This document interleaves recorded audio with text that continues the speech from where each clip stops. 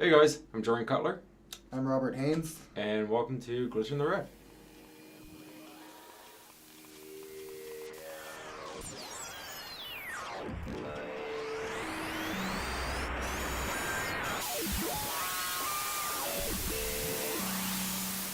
So on tonight's episode, we feature Rob Haynes. How's it going, Rob? Not bad, not bad. How's it going with you?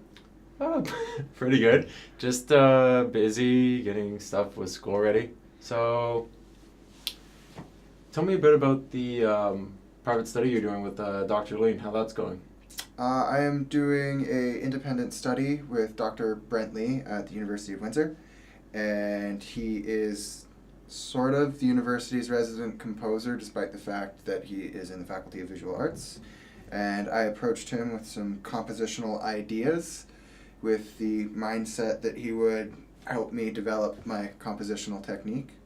So for the first assignment, I composed a piece for solo clarinet, and then the final assignment is a ensemble work that's electroacoustic, and I took some of the NASA background readings of radiation from out in space, and then they dropped that down into a frequency spectrum that could be converted to audio, and then I ran that through a spectral analyzer and started picking out the tonal centers that are in there.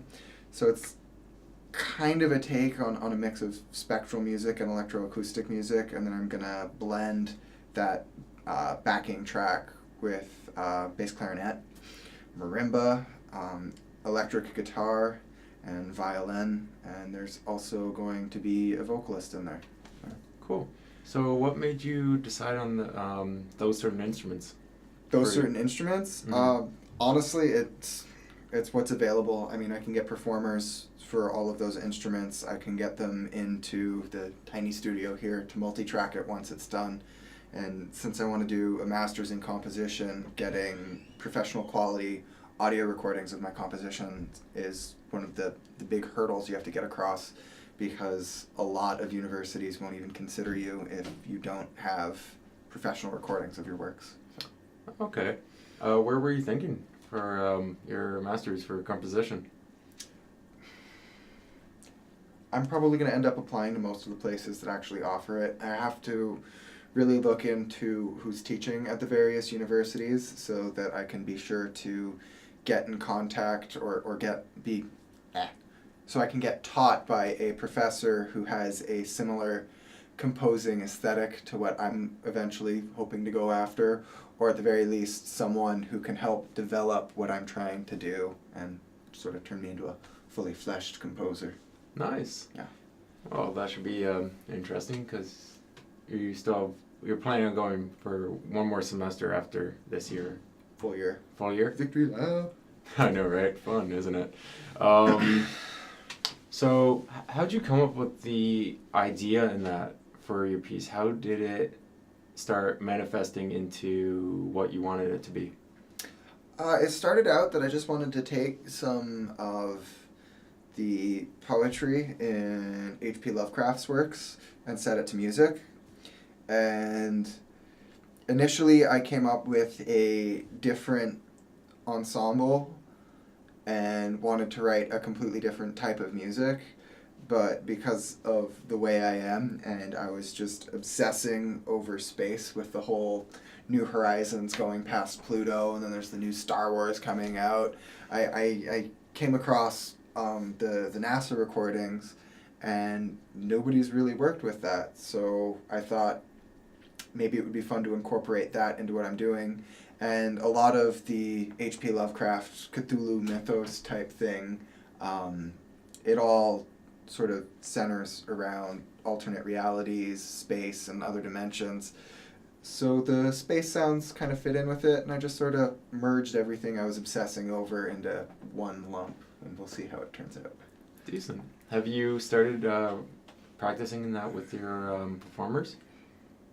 I'm going to be honest, I haven't really started writing. I have the track loaded up into Ableton, and I've been going through analyzing it. I've got to consider the tuning of the instruments, what instrument's going to be filling what role, how I'm going to process the various instruments so it doesn't sound like accompaniment and solo, so it's more of a textural ambient thing rather than specific melodies.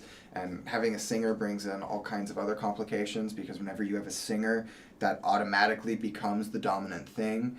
So I have to work the text into the texture and then make sure that the singer is also processed through some kind of compressor, reverb, probably some kind of echo as well, so that it contributes to the ambience rather than it suddenly coming in and you've got this traditional treble dominated just vocal piece. That's interesting. So where to go from here? I had a question for you. I'm just trying to remember what it was.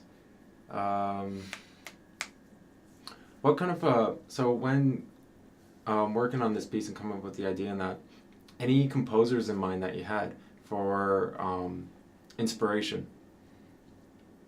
Not really. I mean, I often go on binges looking for new composers that are sort of doing the things that I'm doing. But usually I just come up with an idea and I sort of try and work with it, and if it works, that's great, and if it doesn't work, then I sort of catalog it in the huge library of unfinished projects I have. So. Cool. With you starting off in composition and wanting to go more towards that as a master's program, have you done a lot of electroacoustic compositions before? This one will probably be my fourth, maybe fifth. Electroacoustic music presents a lot of challenges that most people outside the genre, and since it's mostly an art genre, there aren't that many people that are into it, don't really anticipate. When you're blending electronics with live acoustics, there are so many considerations you have to make that I don't think 4 years ago I would have been ready to make those considerations. So when I was writing heavy metal riffs, it would have been beyond me. Interesting. Have you thought of doing, like, once it's finished in that, performing it at Toronto International Electroacoustic Symposium, TIES? I hadn't really thought of that. I am mostly worried about my master's application. Padding my portfolio so I look good. Hey, that's what you gotta do to make it look nice and clean, so that way someone can accept us. So with this being your fourth one, what were some considerations in that when taking into it? So, for example, what kind of techniques in that did you use to create the ambience in that of what your piece is going to be? Well, this one, it's a lot easier because a lot of the ambience is already created from the tape that I stole from NASA, but it's all free use, so it's not really stealing. But a lot of the ambience is already created through the backing track, so a lot of what I'm doing is actually embellishing what's already there with live instruments. So I don't really have to consider the ambience on a whole. It's more about finding the right place to sparsely put a few notes here, a few notes there, roll on the marimba that has a nice little swell to it that matches with the backing track, that kind of thing. Previously, though, when coming up with ambiences, it's a lot of reverb, a lot of chorus, a lot of echo, just things that sort of, or effects, time-based effects specifically, that sort of obscure the articulation of individual notes. Okay. Have you thought of, with the doing in the field of electroacoustic composition, have you thought of going more into using programs such as Max MSP, Super Collider, and other programming-based compositions? Yes, I just need the money to get those programs. Have you looked at Pure Data yet? I looked at it, and it seems a little bit beyond where I am as far as programming sounds go. When I was looking at the Max for live patches, there were already a lot of pre-built like synthesizers and that kind of stuff, and I didn't really find any of those with Pure Data. So anything I did with Pure Data would have had to have been purely experimental, me just screwing around with things and seeing what happens. And I kind of like to see the finished product with the Max for Live patches before I start fiddling with it myself. Mm-hmm. That's always good. Yeah, I enjoy using Pure Data because it's open source, right? Mm-hmm. So, and so is Super Collider as well. Is it? Yeah. I didn't know that. Yeah, it's open source and it's pretty easy to upload in that. And there's there's a bunch of tutorials in that. So, yeah, it's fun. A couple of people I know in that use those such programs. So that's where a lot of their works. Like one of our past interviews that I've done, James O'Callaghan. He studies at McGill University for his PhD right now Mm-hmm. in electroacoustic composition. So I'll have to definitely send you his link in that. Yeah. Yeah, because when interviewing him, I thought he actually studied within an instrument. Actually, he has no main instrument. He just Programs. he just got introduced into.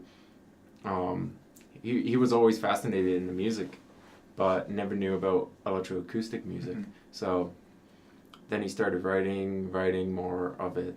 Really studied a lot in this field in that, and he's accomplished a lot and was nominated for a Juno in that in Canadian composition in that. That's cool. Yeah. So I'll definitely send you a lot of his stuff, his link in that for Mm-hmm. his compositions. So to finish off the interview, I had one last question that I ask all the people that I always interview is, do you think electroacoustic composition is important nowadays in this generation? So compared to, like, you know how everyone is always into like popular music, Mm-hmm. such as like top 40 or certain genres. What do you think about electroacoustic music having an effect on audiences if they decided to give it more of a chance? Electroacoustic music falls under that umbrella of art music, and I really hate that label, but the reality is the structure and intention behind the music is a little bit beyond some of the casual consumers. So a lot of people who are, I don't want to sound like I'm bashing pop because I really like pop. It's easier to get into pop because it has hooks and melodies, Mm-hmm. whereas electroacoustic music, you actually have to dig down to find out that one really cool thing about it. And I think the amount of work behind getting into electroacoustic music and all other forms of art music, it's off-putting to the casual listener.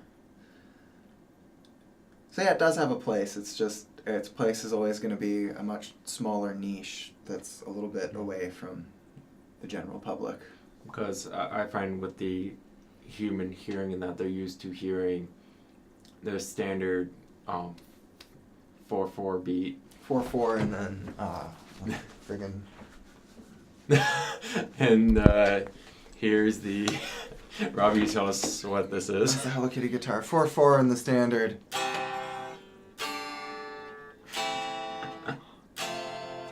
Chord progression. Yeah, the standard.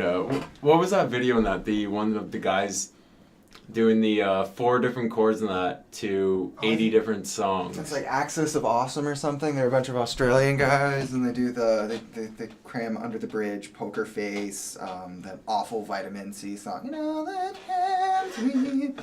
All over the same chord progression, just to show that everything is the first 4 bars of Pachelbel's canon.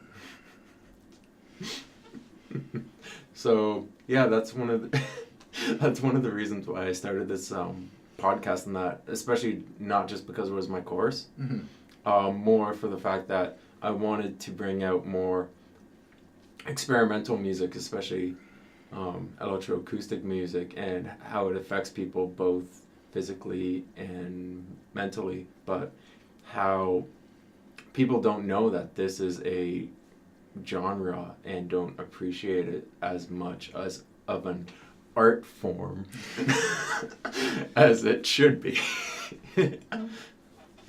True artists are never really appreciated till they're dead. Yeah, no, that's pretty much true, actually. So, I would like to thank you, Rob, for showing up tonight. And No problem. You actually showed up here. Yeah, I showed up here at his place to do the recording, but you know what? Better sound quality. Yeah.